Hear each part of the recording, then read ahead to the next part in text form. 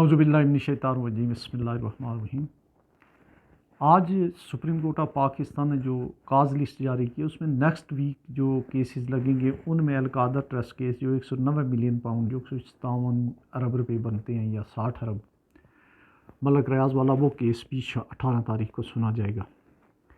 ہم بہت دفعہ ڈسکس کر چکے ہیں، یہ آپ دیکھیں مختلف جگہوں پہ جو ہے وہ ہم نے ڈسکس کیا کہ میڈیا کو کیسے خریدتے ہیں۔ ملک ریاض صاحب ایک جگہ ہم نے یہ کہا کہ یہ ڈی فیکٹو کنگ ہے ہمارے ملک کے، ہم نے اس کے علاوہ ان کی یہ بھی کہا کہ اس ایک کیس میں جس میں عمران خان کو سزا ہو رہی ہے ملک ریاض کو کوئی کیوں نہیں پوچھ رہا ہے۔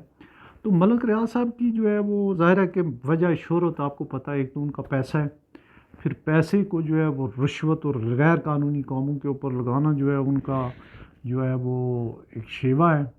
پورے ملک کی جو ہے اسٹیبلشمنٹ، ججز اور گورنمنٹ سرونٹس اور محکمہ مال اور ایون سفارت خانے تک جو ہیں وہ ان کے احسانات کے نیچے، ججز ان کے احسانات کے نیچے دبے ہوتے ہیں، تو اس لیے کوئی ان کے بارے میں بات نہیں کرتا تھا۔ میڈیا کے لوگوں کو جو ہے وہ اتنی زبردست طائف دیتے رہے، ججز ان کے کریڈٹ کارڈ پہ خریداریاں کرتے رہیں، تو یہ تھی ان کی جو وجہ۔ اس کے علاوہ انہوں نے جو ایک اور کام کیا وہ یہ کیا کہ انہوں نے ایک ریٹائرڈ فوجی جرنلز اور بڑے سینئر آفیسروں کی اپنی فوج بھی رکھی ہوئی ہے تاکہ جو ان کے جو ہے کسی مشکل میں ان کے کام آتے ہیں، اور پورے پاکستان میں جہاں انہوں نے دل کیا وہ انہوں نے جو ہے وہ اپنی بحریہ ٹاؤن بنایا۔ بحریہ ٹاؤن پاک بحریہ کا زبردستی جو ہے وہ انہوں نے اس کا لوگو بھی استعمال کر رہے ہیں، نام بھی استعمال کر رہے ہیں۔ اچھا، یہ کیس ہے کیا؟ کیس یہ ہے کہ انہوں نے یہاں سے پیسے بھیجے انگلینڈ میں پیسے بھیجے، اور وہاں پہ وہاں جو ان کا جو واچ ڈاگ ہے، جو ریگولیٹری اتھارٹی ہے، انہوں نے کہا جی کہ یہ غیر قانونی ہے۔ وہ یہاں پہ آئے اور اصولی طور پہ وہ حکومت پاکستان کا پیسہ تھا، اور آئین کی جو سپریم کورٹ تو آئین کو مانتا نہیں ہے نا پاکستان میں۔ اس آئین ایسا مظلوم کتاب ہے، سب سے اسپیرٹ اور سیکریٹ بک ہونے کے باوجود آفٹر قرآن اینڈ سنہ اس کو کوئی نہیں مانتا ہے۔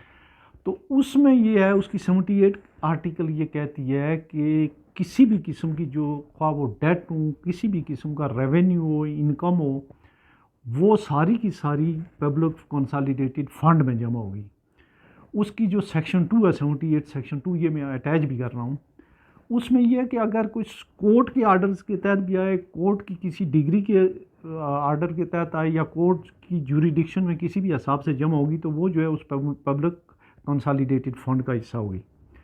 اچھا، 79 آرٹیکل یہ کہتی ہے کہ اس کی جو ہے آنرشپ کس کے پاس ہوگی، تو اس میں کلیئرلی یہ لکھا ہوا ہے کہ اس طرح کے تمام جتنی بھی جو رقوم ہوں گی، اماؤنٹس ہوں گی، ان کی جو ہے ان کی کسٹوڈین جو ہے ان کی جو آنرشپ ہوگی فیڈرل گورنمنٹ کی ہوگی۔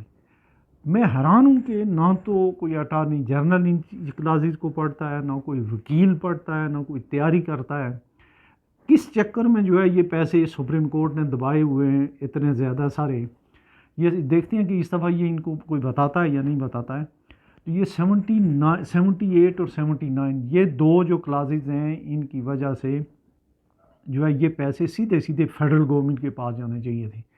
سپریم کورٹ کو یہ کوئی اختیار ہی نہیں ہے آئینی حساب سے، ان کے رولز کے حساب سے، کہ وہ فیڈرل گورنمنٹ کے جو ہے وہ پیسے لے اور اس کو کسی جو ہے وہ پروفیٹیبل نیشنل بینک کے ساتھ انویسٹ کرے۔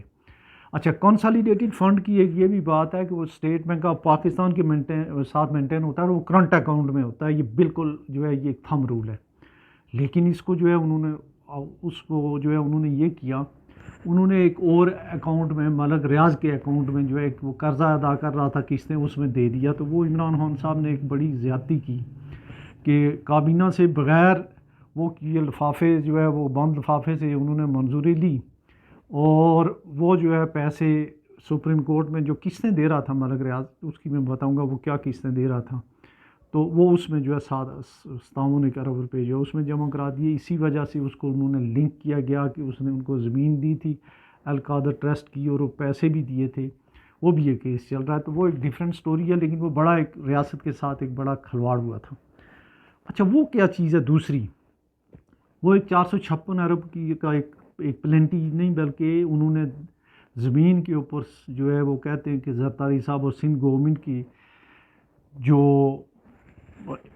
اعانت سے، ان کی مدد سے، ان کی سہولت کاری سے جو ہمارا ملی ڈیولپمنٹ اتھارٹی کی زمین ہے اس پہ جو ہے وہ انہوں نے بنانی شروع کی بیریا ٹاؤن. وہاں سے جو ہے مظلوم اور محکوم جو بلوچ اور سندھی ہیں انہیں زبردستی ان کی گوٹھیں اٹھائی گئیں، اور انوار جو یہ انوار ایس ایس پی جو بدنام زمانہ جو ہے ٹارگٹ کلر، اس نے وہ علاقے خالی کرا کے دیے. باقی ادارے بھی ہوئے اور انہوں نے جو ہے وہاں پہ اپنے حساب سے جو ہے وہ تو بنا لی. لیکن جب بعد میں یہ چیز اس کی انویسٹیگیشن ہوئی تو پتہ یہ چلا کہ انہوں نے تو بہت زیادہ جو ہے وہ اونے پونے داموں بلکہ ویسے ہی لوگوں سے جو ہے اور حکومت سے جو ہے پیسے لے لیے اور ساری زمین کی پوزیشن لے لیے. اس کی ایک جو ہے بہت ہی لبرل قسم کی جو ہے وہ کم سے کم جو قیمت بنی وہ 456 ارب بنی، جو 7 سالوں میں جمع کرانی تھی. ملک ریاض نے کوئی 50-60 ارب جمع ہوئے تھے.